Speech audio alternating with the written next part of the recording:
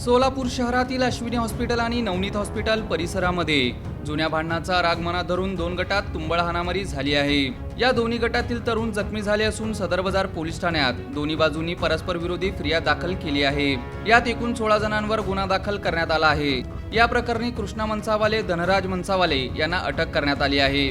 पहिल्या गटानुसार फिर्यादी सुमित सूरज शिवसिंगवाले राहणार लोदीगल्ली सोलापूर यांचा भाऊ शुभम हा आरोपींच्या घरासमोरून जात असताना त्यांच्या अंगावर झाडू मारतानाचा कचरा उडाल्यावरून आरोपींसोबत वाद झाला होता।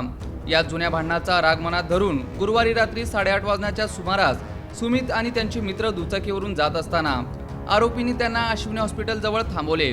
आरोपी गोविंद मनसावाले यांनी सुमितच्या पोटात चाकू खुपसला तर प्रताप याने डोक्यात फरशी मारून जीवे मारण्याचा प्रयत्न केला। इतर आरोपींनी लाथाबुक्क्यांनी मारहाण केली अशा आशयाची फिर्याद दाखल केली आहे। या प्रकरणी प्रताप मनसावाले, रोहन मनसावाले, कृष्णा मनसावाले, धनराज मनसावाले, गोविंद मनसावाले व इतर 2 ते 3 जणांवर गुन्हा दाखल करण्यात आला आहे।